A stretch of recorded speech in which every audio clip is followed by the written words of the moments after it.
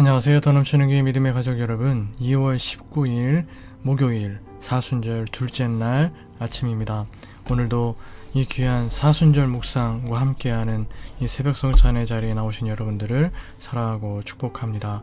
오늘의 말씀을 묵상하시면서 우리를 향하신 하나님의 그 크신 은혜와 예수님의 그 귀하신 사랑을 마음속 깊이 묵상하시고 더 깊이 주님을 사랑하는 한날의 삶을 사실 수 있기를 주님의 이름으로 축복해 드리겠습니다.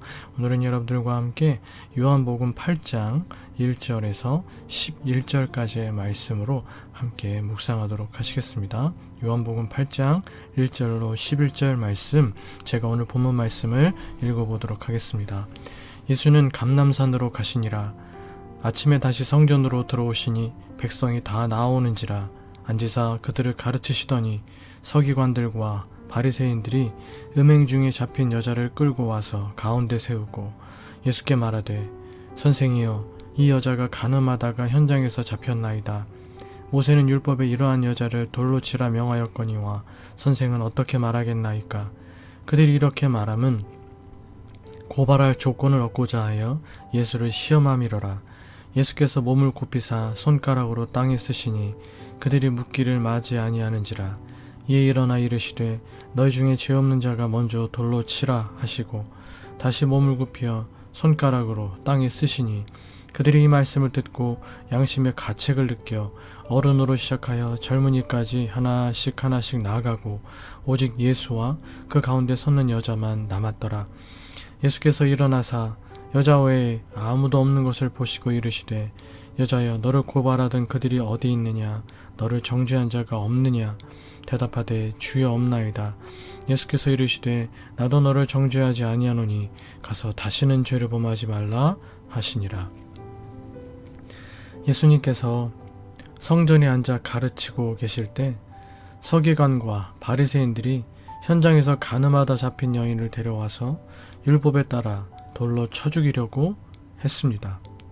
이때 예수님께서는 너희 중에 죄가 없는 자가 먼저 돌로 치라고 하셨습니다. 간음하다 붙잡힌 여인을 정죄하는 사람들에게 먼저 자신의 잘못을 보게 하신 것입니다. 다른 사람의 죄를 고발하는 자들의 삶과 마음속 깊은 어둠을 보게 하셔서 그들의 양심을 깨우쳐 주신 것입니다. 오늘도 다른 사람을 판단하고 비난하기 전에 먼저 나 자신을 돌아봅시다. 다른 사람을 향해 손가락질할 만큼 그리 완벽한 사람은 아니지 않습니까?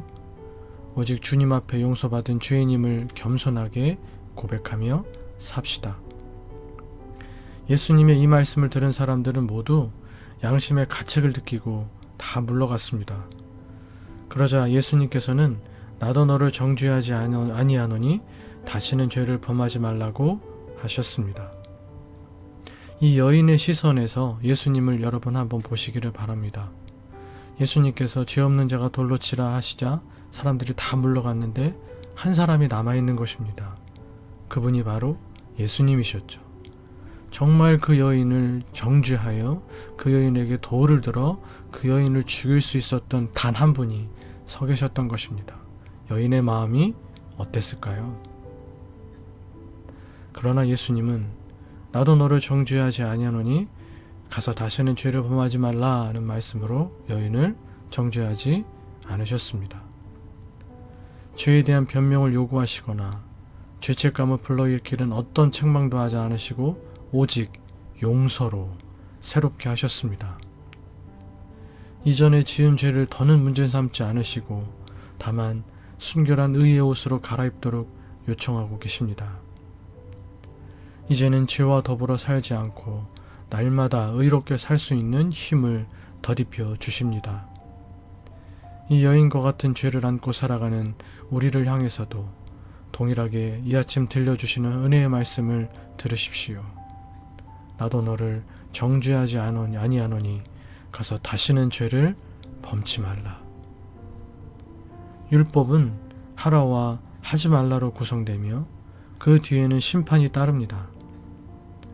그러나 예수님께서는 심판과 정죄가 아니라 은혜와 긍휼로 죄인을 구원하기 위하여 오셨습니다.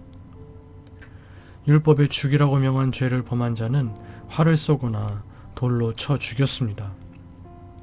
보통 증인이 맨 먼저 돌로 치고 죄 없다고 자부하는 사람들이 그 뒤를 이어 돌을 던졌습니다. 예수님께서는 죄인이 죄인을 심판할 수 없다 말씀하십니다. 어거스틴은 하나님의 자비는 죄인이 하나님께 돌아갈 수 있는 마지막 문이 아니라 처음부터 열려있는 문이라고 했습니다. 주님은 정죄보다 자비를 베푸시는 분이십니다. 하나님께서는 재앙이 아니라 평강을 주시는 분이시며 그 평강은 우리에게 미래와 희망을 주는 것입니다. 정죄는 율법을 통해 사탄이 주는 공격입니다. 하나님께서는 예수님의 십자가의 사랑으로 길이 참으시며 탕자가 다시 돌아오길 기다리십니다. 오늘 하루 우리 마음의 중심에 하나님을 다시 초청하고 하나님과의 관계 회복을 위해 짧지만 깊은 기도의 시간을 가지실 수 있기를 바랍니다. 우리의 죄를 용서하여 주시는 우리 주님께 주님의 자비를 믿고 의지하며 우리의 죄를 용서해 주시기를 구하고 주님께서 주시는 평강을 죄로부터 놓여 평강을 누릴 수 있게 해주시기를 기도하실 수 있는 이 사순절 둘째 날 아침이 되실 수 있기를 바라겠습니다. 계속해서 교회를 위해서 우리 믿음의 가족들 서로를 위하여서 부족한 저를 위해서 또 여러분들의 개인적인 교제 제목들을 위해서 기도하시다가 자유롭게 일상을 시작하실 수 있는 이 아침 되시기를 바라겠습니다. 함께 기도하시겠습니다.